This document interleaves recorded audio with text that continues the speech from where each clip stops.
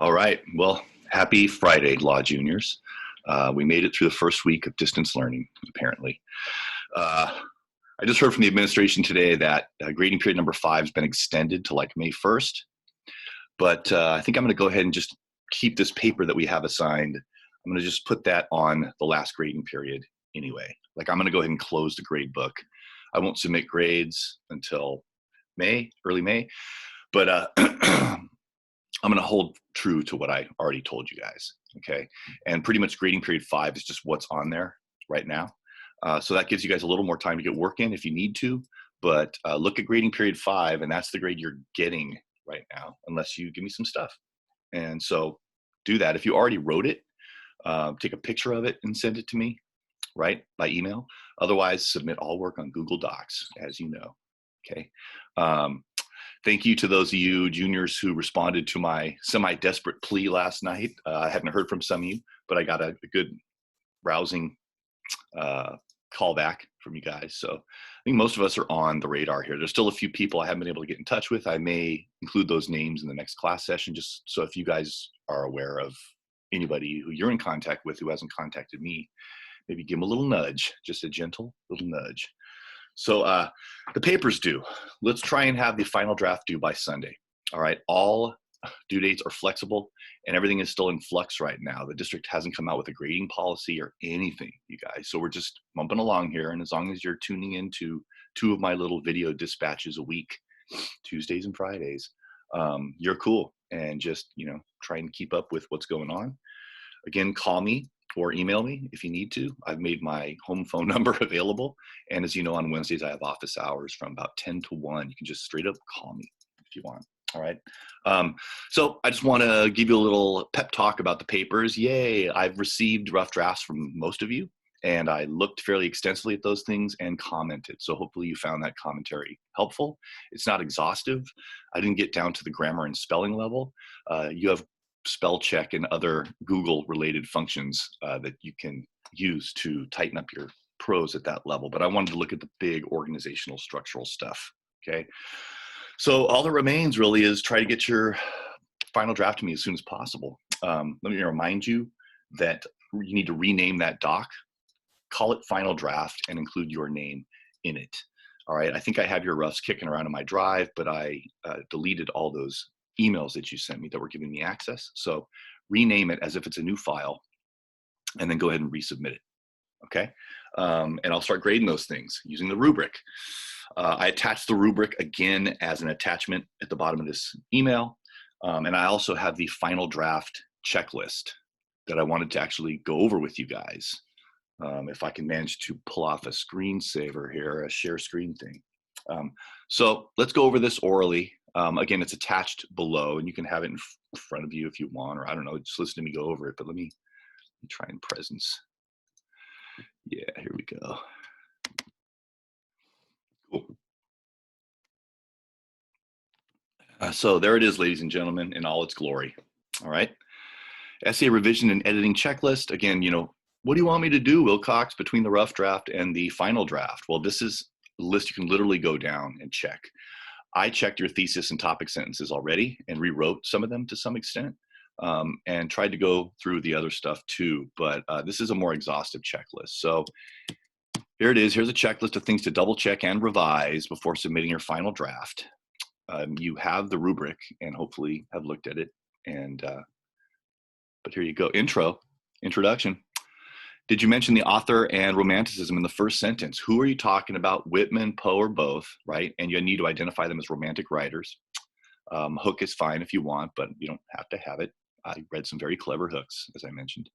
Then you need to go to a 4 to 7 sentence explanation of romanticism. Define it. Specifically, how did it rebel against the Enlightenment? All right. Remember, Enlightenment was reason and logic and facts and math and numbers. Romanticism was heart, more at the other extreme. But I also would like you to talk about the different visions of God. Remember, for the Enlightenment, God is a machine. God is a machine maker. The universe is a machine and God's a machine maker. For the Romantics, the universe is not a machine, right? Whitman was rebelling against the vision of the machine universe. And when I heard the learned astronomer. So I'd like that broached. I want to let you guys know what Romanticism is. 1800s reacting against, rebelling against all that 1700s stuff that was fashionable. We rebel against what's fashionable and we define ourselves as the new generation, right? Thesis is last, of course. I like it last. If you want to have it first in your introduction, you can, but it needs to be clear. And you should mention what specific work or works you're talking about. And of course, mentioning, are you doing romantic motif? Are you doing symbol? Are you doing a mixture, symbol, allusion, and romantic motif in one work? Whatever, okay? Body paragraphs. I looked at your topic sentences, but short, clear topic sentences to start paragraph. Make sure it directly supports the thesis. There should be a clear connection between the topic sentence and the thesis. Thesis and topic sentences are the most important sentences in the whole paper, blah, blah, blah. You've heard me say this before. Context, this is something I hit you with right before the break. Again, think of every quote that you, first of all, select the quote carefully, but before the quote goes context, after the quote goes analysis, period. Just have that be sort of a formula that you use. And then if you use a second quote in the same paragraph, same body paragraph, again, introduce it with context and analysis following it. That's just the formula. You should bookend every quote with context on the one and analysis on the other. Yep, several sentences of analysis. You're going for a balance of E and A. It shouldn't be a huge bunch of quotes and then tiny little spurts of analysis, right? Numerically, the number of words in your evidence should be about the same as the analysis that's used to explain how it supports your topic sentence and by extension, your thesis, okay? The conclusion, please don't restate what you already said. That's a flat, boring conclusion. You already said that, right? As you know, I like you to kind of branch off. Romanticism is kind of like a philosophy or a way of looking at life, and I'm curious what you think about those ideas. You don't have to like them. You should know that by now. I'm not asking you to salute everything I run up the flagpole, but you should have your own discerning, intelligent, freely thought out response to these ideas. All right. So get philosophical, answer questions in italics that follow each paper topic on the list. Remember the list of paper topics. Each paper topic has in italics a series of questions that I want you to address in the conclusion or that you could address. Okay. Have you expressed some of your own subjective thoughts and opinions? Again, conclusion is one whole section of the rubric. So, that's 1/6 of your total score. Then, of course, here you go, check your draft against the rubric and revise as necessary. I'm right here now. And here's some just final revision stuff. Remember, no contractions. I saw so many contractions in those rough drafts. Go back and change those contractions into regular sets of words. Again, not doesn't, isn't. You want to change it to does not, is not. Contractions are a feature of spoken English. They're informal. And a piece of writing, a paper by definition is formal writing. So you don't want to use contractions.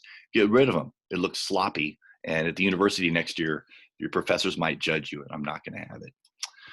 Do not use I, except in the conclusion. In the conclusion, you should drop I all over the place, but in the body of the paper, it's crap. All right, what is that again?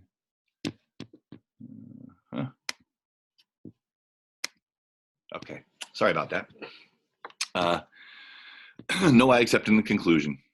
Okay, in the body of the paper, it's this essay will discuss, or this essay will seek to, this essay will analyze. All right. Capitalize all proper nouns.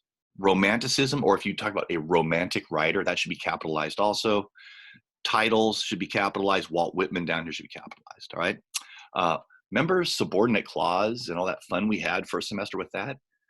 Go through, many of you guys have sections of your rough drafts where you have a bunch of short sentences clustered all together. There's nothing wrong with the short sentences, I've said before, but see if you can't take a couple of those sentences, combine them into a graceful longer sentence by turning one into a subordinate clause, right? Here's an example I wrote for you. Romanticism, I'm down here. Romanticism, a philosophical movement that arose in Europe in the early 1800s, rebelled against the Enlightenment, right? Remember your main clause, Romanticism rebelled against the Enlightenment, and you can stick that subordinate clause right in the middle. Subordinate clause, highly mobile. You can start a sentence with it, end a sentence with it, insert it directly in the middle of a main clause, all right? No, I've said it before. Here I am saying it again. Here for grammar and spelling, you guys look at this. Pass cursor in Google Docs over blue and red underlined parts, and it will give you suggested corrections. This is the 21st century, man. So I was astonished when I was going through your rough drafts how often I could just put the cursor over it and it suggests the correction. You just have to click on it directly above the underline part, and it's exactly the change I would have made. All right. All titles of poems and stories go in quotation marks, right? That's how you indicate the title of a story. If you just want to put them all in italics, I guess that's okay. That seems to be the direction that online digital typing formal written culture is moving, right? Maybe just put everything in italics, but otherwise put all titles in quotes, short stories, poems. And lastly, put all punctuation, commas, periods. It goes inside the quotes, just like you can say in the bells, comma, quote, Poe is, or if you have a title ending your sentence, you know, the greatest poem ever written by anybody is obviously, quote, the bells, period, end of quote. All right. Pretty minor details, but if you guys can incorporate and integrate this stuff, it's just going to make all the paper writing you're doing next year at college so much easier. All right. So that's pretty much all I got for you. The work is on you guys. Any time that I'd be further blabbing at you here, I'd rather you were using that time working on your final draft or even your rough draft, since a few of you still need to give me a rough draft. If you haven't given me a rough draft yet, call it rough draft, submit it to me. Let me take a look at it first. Happy to do it, get it back to you. And then again, all deadlines are flexible here until the dust settles and we get an actual grading policy, you guys, from the district, and a sense of really how much work you guys are reasonably expected to do under these conditions. All right, we're trying to be sane here. No one signed up for this. I sure didn't sign up for online learning, right? Anyway, hope all is well with you guys. Take care of yourselves. Obviously, the district has made it very clear the first priority is your health, your family's health, taking care of what really matters here. And then the rest is incidental education that we're trying to gracefully end the year with here. All right. Yeah, I am going to be your English teacher next year. So hopefully we'll all see each other in reality come August. But anyway, let me just give you one last reminder. Attachments at the bottom of this email, rubric, and final draft checklist, which we just went over here. Let's see if I can get out of here. Stop share. Okay, cool. The only other thing is try to get your final draft in by Sunday, right? That's April 19th. Rename the doc. You're using the same document, the rough draft that you've been working on, but just give it another name when you resubmit it to me. And again, make sure it has the final draft or the title of the paper and then your name in the sort of title of the document. All right.